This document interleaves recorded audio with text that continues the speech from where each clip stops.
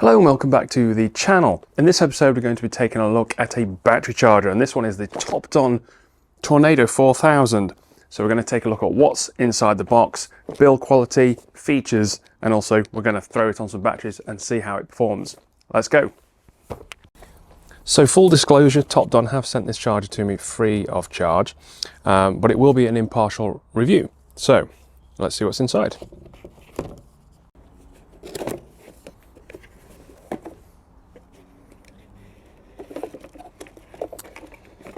So straight away we've got the charger itself, got some kind of instruction booklet, many languages, probably.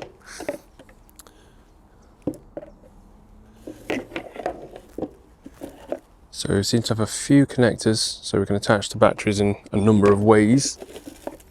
I've got some clips here. Okay, so what you get in the box is pretty straightforward. You get the charger itself, and then you've got a few options on how you might connect this to a battery. Right, so before I go any further, I just want to talk about the design of the unit for a minute. So the mains plug end, it's a 2-meter lead, which is kind of nice. Also the output from the unit, that's also 2 meters, so it's got quite a nice reach. Now the unit itself, it doesn't feel too heavy, it doesn't feel too light. It comes in at 575 grams or 1.2 ounces. So it's about what you'd expect from a charger, and it's about burrito size, a good burrito. So if this is my hand, it's about probably just a bit shorter than the palm of my hand, thereabouts. So it's not massive, which is great if you're taking this anywhere or storing it away. So one thing I did like about this is underneath you've got 6 textured grips. So if you're putting this on a flat surface, maybe on an angled surface, it's not just going to slide off, which is handy. We've got some information underneath, just some standard information. Nothing on the sides. You have got 4 holes that go straight through the unit, so you can kind of semi-permanent or permanently mount this somewhere out of the way if you wanted to, I don't know, build this into your garage or your shed setup, which is kind of nice. There's no buttons around the outside. On the exit lead, we did see this in the unboxing, this doesn't go straight to clamps like some chargers. It's got this kind of proprietary, I think it's proprietary, kind of plug-in adapter, and it comes with two things to plug this into. But I'll talk more about this later because it's kind of cool. I think this might be universal, but we'll have a look at that a bit later on. On the top of the unit, we've got some information, some readouts. This is where all your dials are to tell you what state of charge the battery's in, and also what it's doing in terms of what setting it's on and how far along it is and all that. And then there's just the one button, which feels like a nice positive button, but the whole thing is controlled through that one button, so it should be simple to use.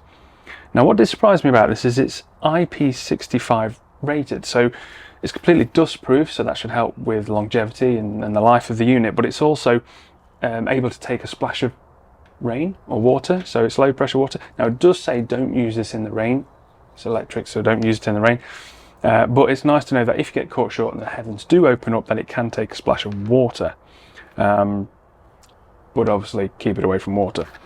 Okay, so let's have a look at how it's operated and stick it on a battery. Right, so here we have a standard 12-volt car battery. It's one that I installed on the MGTF in 2021, and the only reason it's off the car now is because it has been misbehaving.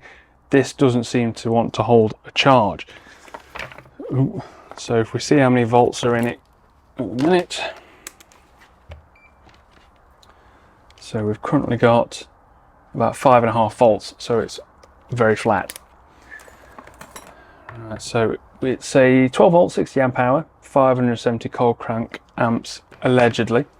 Now one of the features of the Tornado 4000 is that it has a repair mode, so I'm going to see if it can do that and then it continues to hold the charge. Now my typical car charger, it wouldn't charge this. I would have to start the car by other means, and then while it's running swap out the battery to actually put charge into this directly from the car. That's ill-advised, but it's all I could do at the time, because my original charger that I had before this, it wouldn't charge a battery as soon as it dropped below what you were trying to charge. So if this dropped below 12 volts, it wouldn't recognize it. It would think it's just a really well charged 6-volt battery, which was rubbish really. So it'd be interesting to see if this has that kind of problem. Now it does state in the instructions that you're not to plug it in and switch it on and then connect it to the terminals. It must be the other way around. Connect it to the battery first and then plug it into the mains and switch it on. Now I did try it the other way around, and it was unresponsive. It didn't want to select a mode and charge and all the rest of it. So you do have to do it that way around, I believe. Now because I'm connecting it straight to the terminals, I'm going to choose the terminally clamped one. So I'm going to plug that in there. So I'm going to connect this up. So these clamps are really quite firm, which is nice. So they are plugged in, connected. I'm going to plug this into the mains and I'm going to switch it on. So as soon as you connect it up, we've got a solid blue light and then we've got a flashing white light. So at the top we've got this triangle kind of caution warning sign up here. If there was a problem with the setup, I mean there's a number of reasons why that red light might show up. So that'll be a solid red. If you get things like reverse polarity problems, if for some reason it cannot hold a charge, or there's a short circuit, or wrong mode was selected. So there's a number of reasons why there might be an issue. If that lights up solid red, you then need to have a look in the manual and diagnose what the problem might be. A solid blue light means two things. It means it's in a standby mode, it's ready to charge. It also means that it's connected to the mains power correctly, which is great. Then once we start to charge, you've got some incremental, 25% incremental steps until it gets to 100% charge. So it shows you at what state of charge it's currently at. Then along the bottom, controlled through this mode button here, we can select what mode we want. Now we've got a number of charging modes. Now this charger is suitable for a number of battery chemical types. So I'm using lead acid here, but it's good for other things like gel, MF, EFB, AGM and lib, which it all says in the manual, and I'll include it in the description below. So here we've got a flashing light, so it's ready to have the mode selected. So this is 12 volts small, so this is for any battery with a capacity of less than 50 amp hours. So with this being 60, we're going to avoid the small one, but if you're charging things like, I don't know, motorcycle batteries or something like that, it can do that. Now to move the selector on, all you have to do is double press this mode button and it moves along. And you keep doing that until you get to the one you want, and then you press the mode button once and then it'll start to charge. So we've got 6 volts, well, we don't want 6 volts. We're not a lithium battery. We do want to repair this battery. So we're going to leave it on this one now. I'm going to press the mode button once. So that goes solid white, that's been selected. And then after a short period of time, it's then, I just heard a click. So it's begun its charging cycle. Now it doesn't just dump 12 or whatever voltage straight into the battery. It goes through a stepped process. And this process is, I don't know how accurate or true it is, but it certainly says in the manual that it's going through a series of 9 charging steps, no less. 9. Now it's 20 past 1 now. It does say in the manual, because this is a 4 amp charger max, that to charge a capacity of around about this, it's going to take around about, I don't know, 18-ish hours. So I'm going to leave that running and then I'll come back when it's 100% and we'll see how long it's taken. Okay, so it is now the next day and it's 10:18, so it's been on charge for around about 21 hours. And in the manual for this capacity of battery, it said a normal charge would take around about 18 or so hours.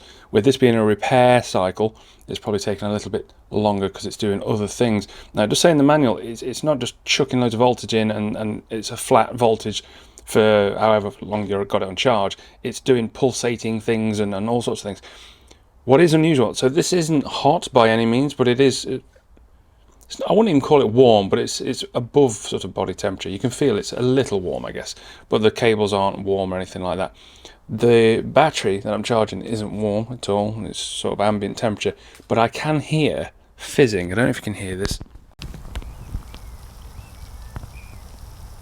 I can hear fizzing. I don't know if that's normal or whether it's just it doing its thing with the battery. So I'll keep a close eye on it and we'll see how long it takes to finish. Alright, so it's now a couple of hours later and we've got the solid 100% light on there. So it's finished, that's cold. So I'm just going to see what, if it's continuing to put any voltage in there. It shouldn't be doing.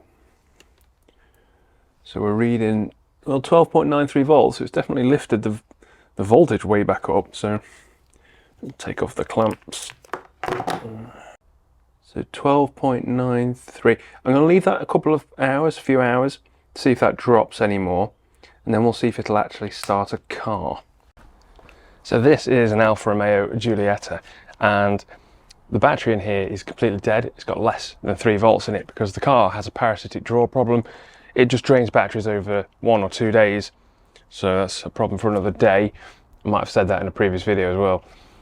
But the battery in here is a fairly substantial one, so for a 1.6 turbo diesel it actually takes quite a bit of energy to turn this over. So this should be a good test for this battery that we've just charged or repaired, hopefully. So the existing battery is 700 amp, 75 amp hour.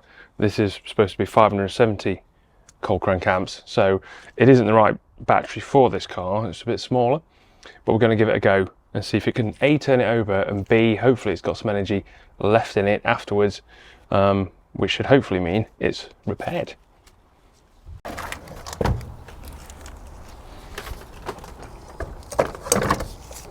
Well, let's see if it turns it over.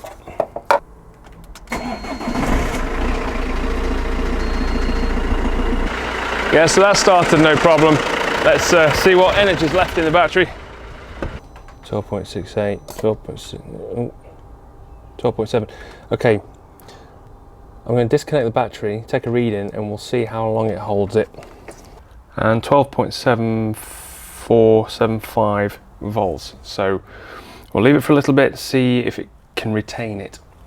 This is a Honda VFR 800, and most motorcycle riders, when not using their bikes for quite a length of time, such as over winter when they're not being used, tend to put them on some sort of trickle charger so that the batteries don't get flat and degrade. Now the battery itself, particularly on this one, is below the seat, and the terminals aren't always really easy to get to put something like this on. This will do trickle charging. You can put this on a battery, and it says in the manual you can leave it indefinitely and it will just manage the battery. It'll top it up when necessary, so that's great. However, I'm not sure I can get these clamps on it, but I did see something that came with this kit that might be able to help. So let's take a look. So here is the battery, and here's the negative terminal, but the positive is buried underneath here somewhere, so I certainly can't get a clamp on, well, either of them very easily. But the previous owner had the foresight to fit, as do most people really, one of these aftermarket, this is an Oxford branded one, like port for charging the battery, and that can sometimes hang out here. And it's got this proprietary end on, which looks an awful lot like one of those that came with the Topdon Tornado 4000. Ooh. So if I get rid of the clips, the end from the charger does look a lot like, there's a D and there's a sort of squarer one. Here is the other cable that came with the kit. So I've got the clips and got rid of those. This is the one with the eyelets on the end. So one thing I did notice about the clips though is that in the ends there seems to be this weird kind of cutout arrangement, and I thought, is that designed to hold these eyelets? Because it does so perfectly, and if that was designed into the clip, that's excellent thinking by Topdon. Because what I can do now is use these crocodile clips, connect this up, and then push that into here, and then that should work. So I'm going to set that up. Now one thing I don't really like with this arrangement is that these contacts are kind of very close to one another. The likelihood of them making contact and sparking and whatnot is minimal. However, for the sake of just tying a loop in one of these, it just brings it up out of the way.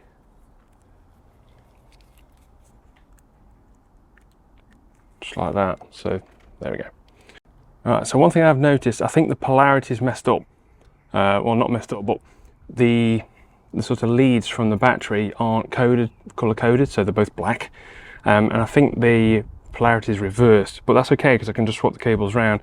Now the battery's sitting at quite happily at 12.8 volts, so it doesn't need charging, but we'll plug it in just to see what happens. Okay, so with everything wired up, I don't know how well you can see this, but turn it on. So we've got the blue light and we've got 12 volts flashing. Now this is a smaller capacity battery. I'm guessing, I can't see it, but I'm guessing it's less than 50 milliamps. So we're going to want to switch this over to 12 volts small. And we're flashing at 25%. It should go up quite quick because it's fully charged, I'm hoping. So if it's flashing at 100%, it's just gone solid 100%, so that's fully charged. So that's excellent. That really is a useful feature because over winter or when I'm not using it for a long period of times, I can put that back on, the cable just hangs out here and I can leave that on charge. Great. Right, so it's been a few hours. This is the battery that we repaired with the Topdon Tornado 4000. And we've currently got a voltage of 12.78 volts. So, you know, it seems to be holding a voltage. I will leave it overnight, come back tomorrow and just see if that's changed much at all, but it seems to be a usable battery again. And if it turns out to be a usable battery again, then this is a bargain if it can repair batteries. This is the one I took off the Alfa Romeo. So I'll try and repair this one. Now it's currently reading 2.82 volts. Now it does say in the manual that the Topdon can pick up voltage as low as 2 volts. So we'll plug that on, we'll plug that in, set it up and see what that does. So we've got a blue light. We're going to switch this back over to repair. Let's see what happens. So it's gone solid white. I'm waiting for a click. I'm hearing no click. Now I don't know if the voltage is so low that it's struggling to pick it up on repair mode. The light suggests that it's okay. I'm going to leave it and come back in an hour or so and see if it's made any progress. So it's been about an hour and I'm getting nothing from this. This is supposed to be able to pick up from anything as low as 2 volts. And if the voltage is too low, if it detects the voltage is too low to charge the battery, it should get a warning up here, a red warning, which I'm not getting. So I'm not sure what's going on. So I'm going to try and encourage a few more volts into this one from the one we've just charged, just to see if I can get it to a level where this will detect and want to charge it. I